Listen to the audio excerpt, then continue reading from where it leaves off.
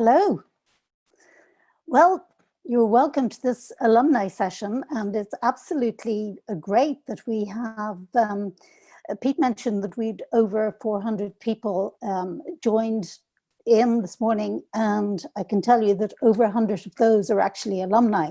So we've had a big push on this year, being our 10th year, to get the alumni more engaged, and we selected some champions from each of our years, each of the last 10 years, to drive that. And I just want to say thank you to those champions. You know who you are. And we will be back to you within the next couple of weeks talking about how we can further engage the alumni and maybe form some small groups that you can share experiences and challenges and so on. But I'm going to introduce you to my panel here this morning. I'm going to start off with Olive O'Driscoll. Olive, you're very welcome. Olive's the founder of Cork-based medical device company Eventimed and the CEO of Eventimed. Olive raised over 5 million in investment funding from Irish and international angels. And over the last 12 months, she has led efforts to expand the team and the company into the USA and brought on board her own successor, a US-based commercial medtech CEO. And Olive continues to support the Eventimed board and advises not just Eventimed, but other Irish medtech companies on their product development, clinical and regulatory and fundraising activities. Olive was with us in 2017 on the Entrepreneur Experience, and we're delighted to have you back this morning. Thank you, Olive. Next up, we have Joe Moore. Joe was with us in 2012 with Soccerwave, and we'll talk a bit more about that later. But this morning, you're representing River Fusion, which is a real-time location company, taking the guesswork and legwork out of the finding things in hospitals. So it unburdens clinicians and biomedical engineers and speeds up access to equipment in a moment of need. So it's a 3-person company at the moment, developed a complete sensor network solution, and just about to come out of stealth mode, I think now, Joe, to secure your first customers. So thank you for being with us. And finally, we have representing our seasoned entrepreneurs, Donal Garrahy, who has been with us over the last 10 years. And Donal, in fact, is very much involved in the selection of the 24 entrepreneurs we take in every year. So he's here this morning representing 2468 Group. So they serve 7,500 corporate customers across Ireland and the UK, providing the foundation of employee happiness through a range of coffee, refreshment, and other office services.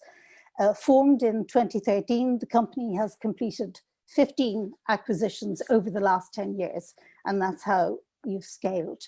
So I'm going to actually try and pick up on some of what Pádraig and Evin and Jim covered. And we're hearing a lot about product market fit. And so I'm going to come to you, Donal, first. And can you tell us how you arrived at that and where you are on that product market fit journey right now? Yeah, thanks, Eileen. We started 17 years ago, and I suppose our focus was very much product focused. Innovation in our sector. We were very efficiency focused as well, and our whole model was low ticket recurring income. We grew our business. We grew into the UK. Probably 75% of our business is there now. But as our markets changed, it became more difficult to grow. And going back to what Pete said earlier about turning learnings into insights into action. We just, as we grew, we struggled with the whole organic piece in terms of being able to grow our sales organically quick enough. So, as a business, we have a philosophy: if you can't explain it on a post-it, then maybe you don't understand it. And sometimes a lot of complexity, you need to go through a lot of complexity to come down to simplicity. So we kind of turned our business on its head, and there was a lot of pain involved in that. There were a lot of changes. We had to sell very, very differently. So our business now is now very much, instead of being product and efficiency focused, we're very much relationship and solution focused. We still need to be efficient in the services that we provide. Our business is now very much big ticket and reoccurring. And the big change there for us is, our average contract size has gone from maybe 2,000 euros a year to 400,000 euros a year. So I suppose it's looking at what our customers need. Goes back to what Porrick said earlier. What problem are you solving? We started off in water coolers. Maybe that wasn't the biggest problem in people's worlds, but having people happy in their workplace, engaged in their workplace. People say their refreshment services are the second or third most important thing that makes them happy in work. So we focus on the problem, focus on who the customers were, what did they need, who is the actual customer, focus on the consumer, and completely, utterly changed the shape and focus of the business. Do you have any method you use, Donald, for arriving at that product market fit? Are there any tips or tricks you can share with us, share with the people who are at that stage?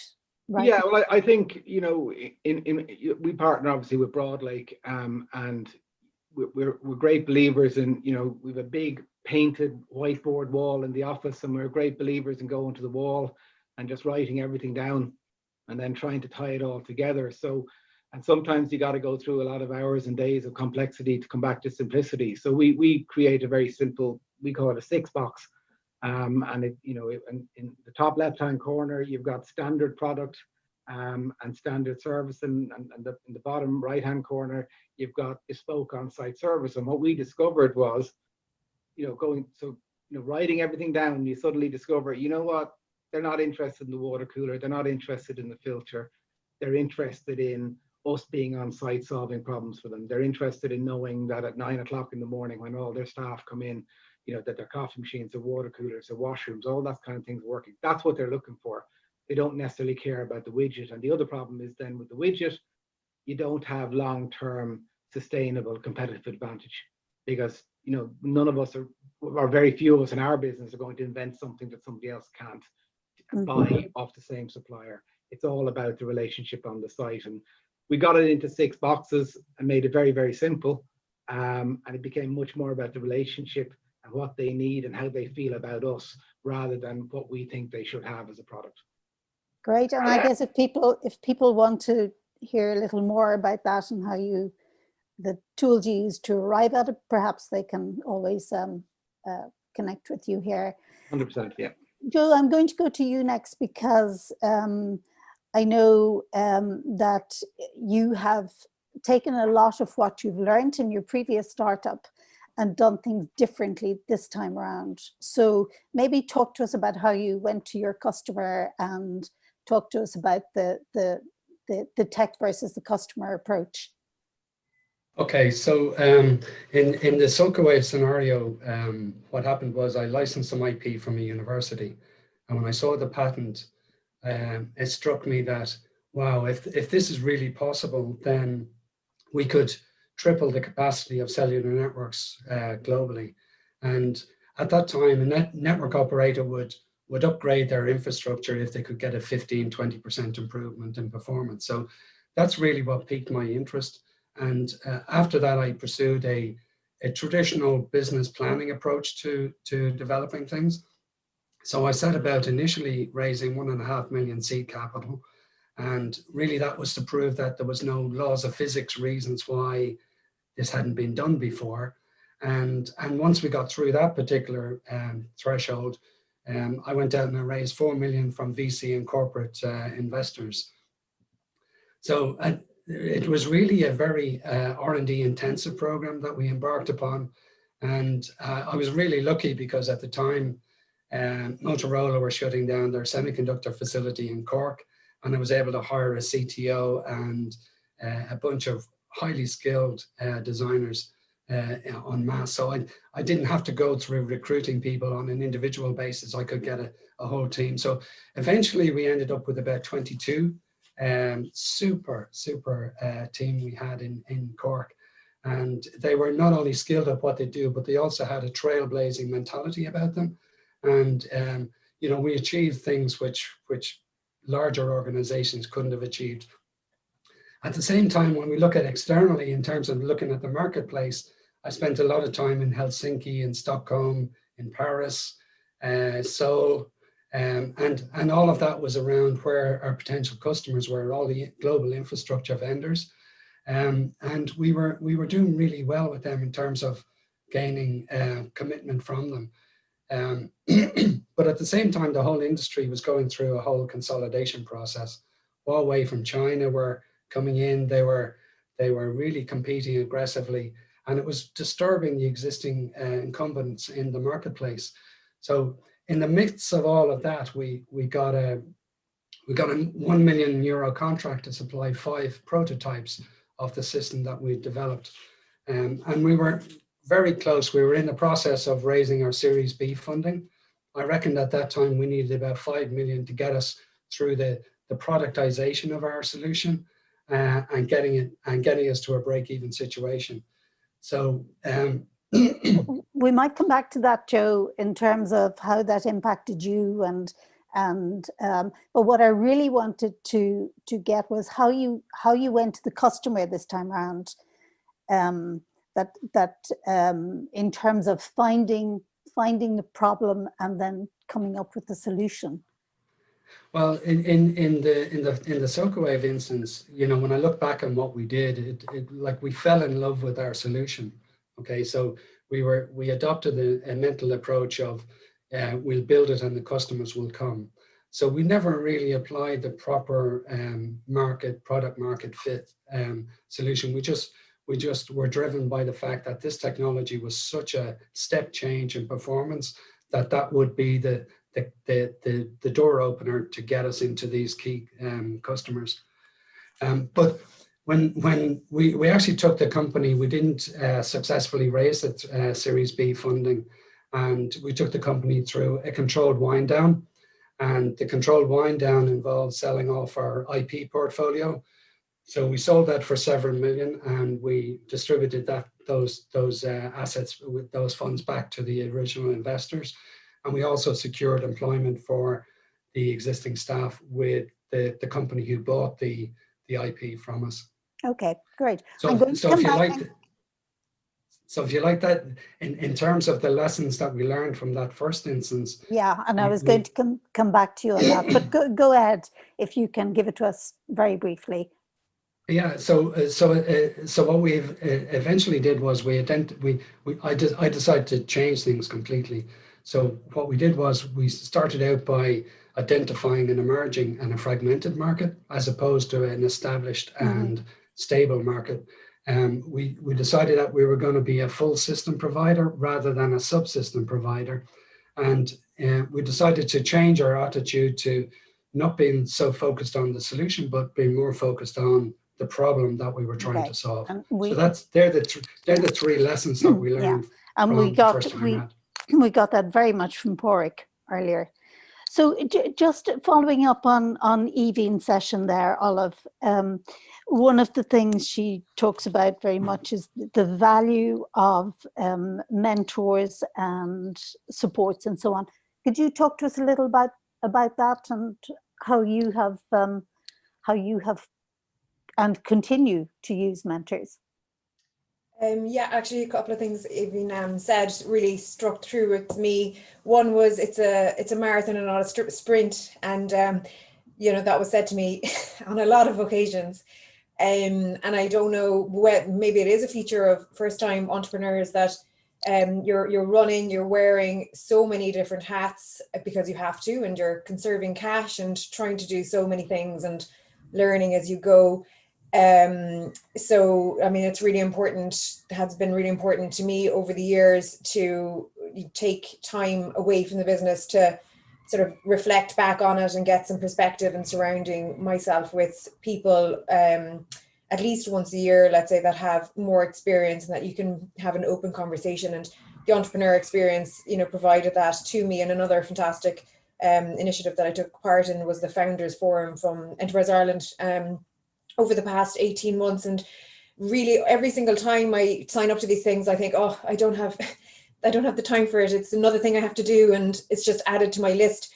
but always walking away, it's, you know, I have more clarity on exactly what I want to do. And actually, you know, 5 things that were on my list have just dropped away completely because I realized I don't need to do them right now. I need to focus on these top 3 things. The rest, you know, I'll get to them, as opposed to having the 10 things on the list and sort of, you know, running around trying to do all of them. So that's been really important. And I've had a mentor from a previous startup that came in actually to Eventimed as a board member and remains with us. And he's been fantastic for me on a personal level. And we have this relationship over maybe 10 or 12 years now. So he really knows me and has a huge amount of emotional intelligence and can really help me step back and see an issue and asks a lot of questions and helps me sort of figure out what I'm doing. And then I suppose more recently, such as the Founders Forum, what I'm finding very, very valuable at the moment is this sort of peer-to-peer mentorship, not unlike what we're doing today. Other entrepreneurs, other people who are maybe a little bit before you or a bit after you, and having open conversations with them. And what's, I suppose, critical to that, and which I always sort of go in with this attitude is, okay, I'm going to be authentic. I'm going to be me. I'm going to be honest. I'm going to be open. I'm going to tell you where the war wounds are so that you can help me because I want to do better, or I want this problem that I have to go better and I'm stuck, or I need new ideas. And I think if you're really open and honest like that and allow yourself, you know, to be vulnerable, because you can be judged or whatever, actually people respond really well to that. And they say, this happened to me, something similar. And often it's worse. And it's, you know, it's nice to know that other people have had the same challenges and worked through them, and they can give you their perspective on what they did that worked and maybe what didn't work.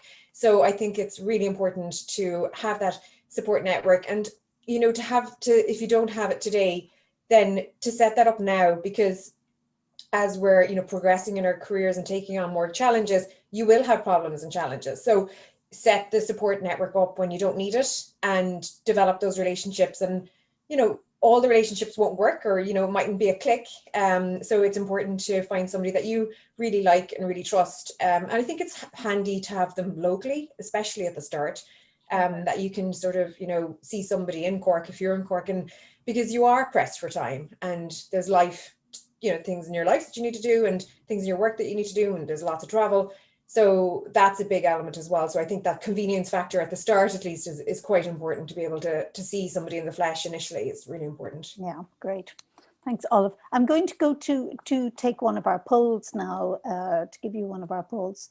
It's flashing up there on the screen, and it's all about the right people inside and out your company. If you could just answer, there are four options there in each question. So if you could just pick one, that'd be great. And are we seeing question 2 there? Okay, all done. Great, thanks. So just to come back on, since this is about the right people and the right fit, the skill mix and so on, how important is your team to you, Donal? Yeah, I'm aware there's probably a few people who know me on this call. So if you'd asked me that question 5 years ago, I might have given a different answer. And I suppose that's been the big learning for me in the last 5 years. And it goes back maybe something that Olive said, is that when you start a business, you're impatient, but you also tend to throw everything up on your own backs, you know, knapsack and carry it. And I mean, the analogy I would use is that maybe when you set up a business, you get a whole load of ropes and you give them to all your people and you take them over your shoulder and you pull them along. And you don't need to be a genius, but maybe you do, to work out that you can't pull everybody all the time. And that's been my big learning in the last couple of years. And it comes down to, you know, clarity. We have an expression 2468 and across the Broad Lake families about clear tracks. You know, that I as an owner am clear in what I want, and my people are clear. And then, you know, that you're clear with them, but you also they must know you back then 100%, you know, without conditions. And then it's about fit. It's about the right people. And it goes back to something Avian said about the right people at the right time. So we use a lot of psychometrics and stuff like that, but we didn't always have the clarity with the psychometrics, you know. So I think that what happens when you do that is that the analogy flips the other way, is they're suddenly out in front of you, pulling you along, and your job is to try and keep up with them, and your job is to try and keep them pointed the right direction. The other thing, and that's that might sound cliched or whatever, but that's been my journey for the last 3 years, and the end bit is true. We've appointed Brendan and Rory as the MD and commercial director of the business. So the business that I kind of created, I've stepped back and let them run it, and it's doing way better without me, actually, which is another learning. The other thing is then, the people you use don't necessarily always need to be direct employees. The right advisors is important, the right partners is important, and then we use what we call ninjas a lot. So they're people you bring in either part-time or on short-term need. You may not be able to afford them, you may not need them all the time. They're hugely important. They can sometimes they don't have all the preconceived notions of somebody who's in the business day to day, and they can be quite surgical for you where you need it. And the last bit then would be, don't necessarily look at what you need today in terms of people. Look at what you need in 5 years' time or 3 years' time. That was the big thing. Even Brendan and Rory, they joined us 5-6 years ago, and both of their job descriptions were, we know you're good. We don't really know what we want you to do yet, but bear with us. And if we hadn't done that and planned for the future, we wouldn't be in the position we're in at the moment. So I think, Great. people, it's a cliche, but it's the most important thing. Yeah. And that's a perfect segue into where I'd like to go next, which is, and very briefly, Olive, if you could, we touched on it there in your intro. You have actually gone through this process, and you have appointed your successor, and it's one of those areas that I know CEOs hate broaching, because sometimes it can be very personal, and it's a brave thing to do. So very, very briefly, just tell us how that worked. So I started thinking about this, I guess, maybe 2 or 2.5 years ago, realizing that the company, I'd been leading it for 5 years at that point, and it was getting to a commercial stage. I, had raised 3 rounds already of funding, heading into another Series B, and could, visualize the company and where it needed to go for the next 3 to 5 years with US commercialization and European commercialization. And the way I sort of look back at it now, I think if I'd written the job description for that role for the next 5 years, would I apply for it? And my answer to that was absolutely no. It didn't fit with where I wanted to be at that moment, maybe in 10 years time or whatever, but it didn't fit with my life, didn't fit with where I wanted to go. So I started to think about that succession plan, and spoke to people that I could trust. And that, I was probably thinking about that for 12 months, and then had the conversation with our board chair initially. And then, we created a plan around that, and actually he shared that same plan with me, that he said, right, that would be a good time for me as well. So we agreed that we needed to expand into the US and hire in the US. So we went ahead and spent a long time, probably took 18 months to find another board chair based in the US, and it's taken over 12 months to find my successor, who's based in the US as well, and is really a commercial medtech CEO, which allows me to sort of go and do other things and also continue to support Eventamed in the areas that I really love right now, which are the clinical and regulatory side. So it's been it's mixed emotions, but it's a good start. He started in August, and it's going well so far, so time will tell. Fantastic. Thank you so much. Thank you to all our panelists.